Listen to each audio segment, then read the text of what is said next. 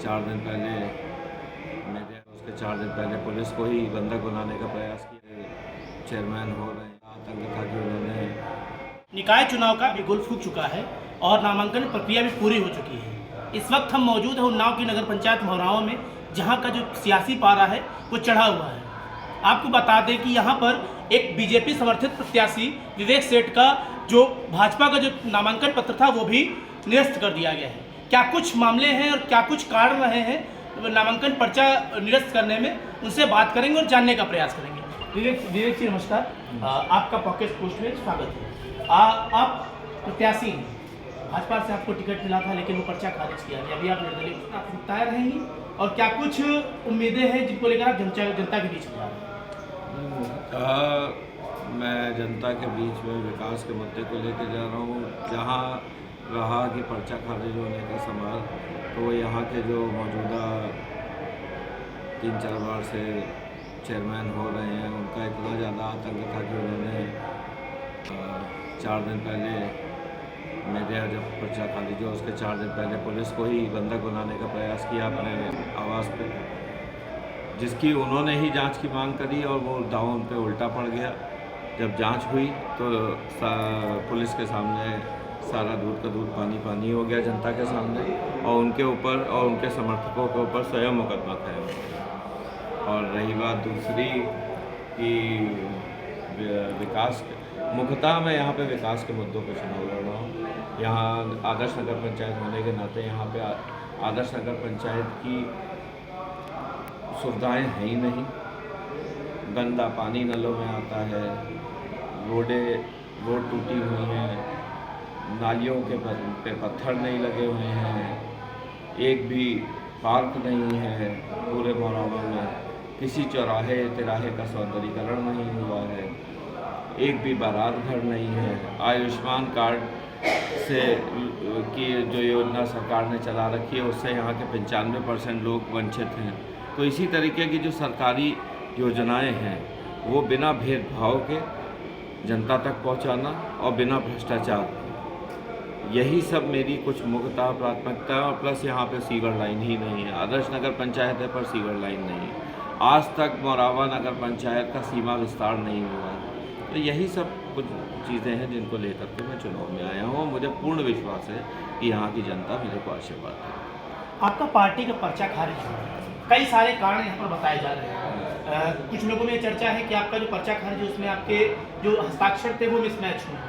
इसके अलावा एक और है कि आपका जो प्रस्तावक था उसने अपना प्रस्ताव वापस दिया है। क्या कुछ कारण मानते हैं आपका जो पर्चा खारिज है उसमें?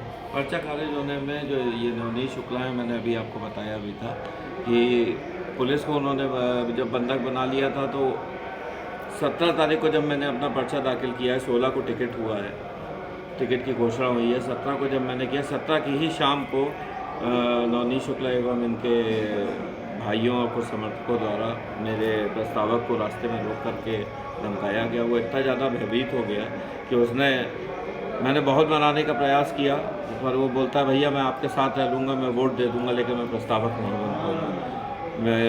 मेरे को इतना ज़्यादा डराया धमकाया जा रहा है। पूर्व में भी मेरे चाचा को इन्हीं के परिवार द्वारा ये इतना प्रताड़ित कर दिया गया कि वो यहाँ मोहरावा से ही पलायन करके दूसरे राज्य चले गए।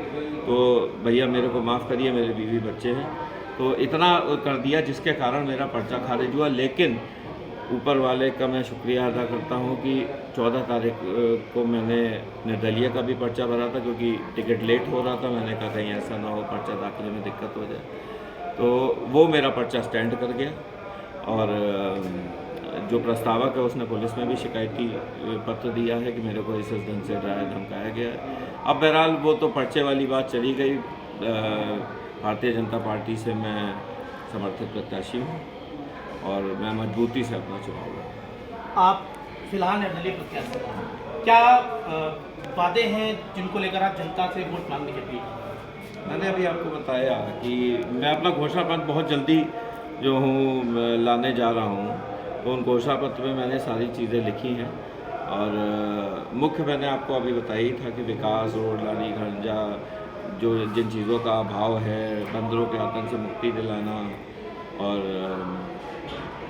सरकारी योजनाओं को बिना भेदभाव के, बिना भ्रष्टाचार के जनता तक पहुंचाना, यही सब मुख्य मुद्दे हैं जिनको लेकर मैं चुनाव। क्या लगता है इस चुनाव में आपकी जो प्रमुख फाइट है वो किससे होने वाली है? प्रमुख फाइट देखिए 4 जने चुनाव में हैं। प्रमुख फाइट तो जो अभी तक चेयरमैन रहे हैं उन्हीं से हुई। बाकी जनता पे मैं छोड़ता हूँ और जनता से अपील करता हूँ कि 4 तारीख को मतदान होना है। बढ़ चढ़ के मतदान पे हिस्सा लें, ये आपका अधिकार है। और अपने विवेक का इस्तेमाल करते हुए बिना किसी प्रलोभन में आए हुए अपने हित के लिए वोट करें। तो ये थे विवेक सेठ जी, इनका साफ तौर पे कहना है कि जो इनका पर्चा खारिज हुआ है उसमें जो विपक्षी कैंडिडेट उन्होंने डरा धमकाकर उनके प्रस्तावक का प्रस्ताव वापस दिलवा दिया है। अभी जो उनके मुद्दे हैं वो विकास के मुद्दे हैं और एक आदर्श नगर पंचायत में जो मूलभूत सुविधाएं हैं होनी चाहिए, उन मूलभूत सुविधाओं से वंचित है नगर पंचायत। तो उनका सीधा सा उद्देश्य है कि अगर वो चुनाव जीतते हैं तो एक आदर्श नगर पंचायत की जो मूलभूत सुविधाएं होती हैं वो सुविधाएं यहाँ पर दिलवाएंगे। Upendra Tripathi, pocket post, Unnao.